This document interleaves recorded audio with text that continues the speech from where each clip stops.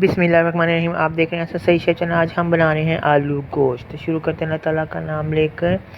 आपने कुकर ले लेना, उसके अंदर ऑयल शामिल कर देना है और आपने अदरक 1 इंच का टुकड़ा और 8-10 जवे लहसुन के और 5 से 10 अदद हरी मिर्चें साबुत और 2 अदद प्याज दरमियानी वो स्लाइस करके शामिल कर देनी और इसको भून लेना अच्छी तरह से। अब आपने इसके जब हल्का सा लाइट गोल्डन ब्राउन हो जाए प्याज और लहसुन अदरक, तो आपने टमाटर शामिल कर देने 4 से 5 अदद और उनको भी भून लेना है। अब आपने 1 चाय का चम्मच हल्दी, 1 चाय का चम्मच लाल मिर्च पिसी हुई, आधा चाय का चम्मच काली मिर्च पिसी हुई और 1 खाने का चम्मच चाट मसाला, 2 चाय का चम्मच धनिया पाउडर और 1 चाय का चम्मच ज़ीरा, 1 खाने का चम्मच नमक और 1 चाय का चम्मच क्वार्टर चाय का चम्मच कलौंजी और 1 चाय का चम्मच पेपरिका पाउडर।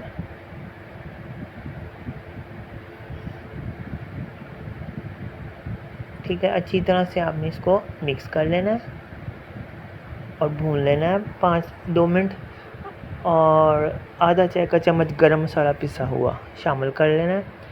अब आपने इसके अंदर 1 कप के करीब दही शामिल करना है और भून लेना है। अब जब भी ये भुन जाए तो आपने इसमें से प्याज टमाटर निकाल कर ब्लेंडर के जग में शामिल करने और इनको ब्लेंड कर लेना, पेस्ट बना लेना है और ऑयल को देगची में ही रहने देना है। अब इसी ऑयल में आपने गोश्त शामिल कर देना है तकरीबन आधा किलो और इसको अच्छी तरह से भून लेना है। जब भून जाए गोश्त तो फिर आपने जो पिसा हुआ मसाला है वो इसमें शामिल कर देना है और मिक्स कर लेना है। अब आपने तकरीबन आलू आधा किलो के करीब या किलो के करीब शामिल कर देने हैं और भून लेना है 5 मिनट और भूनने के बाद आपने कुकर लगा देना है तकरीबन 10 से 15 मिनट तक।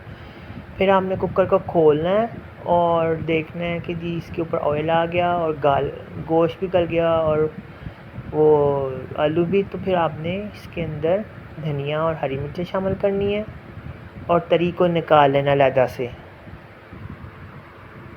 ठीक है, अब आपने इसके अंदर भून लेना है और इसको पानी डाल देना और हरा धनिया डालकर इसको पकने देना है।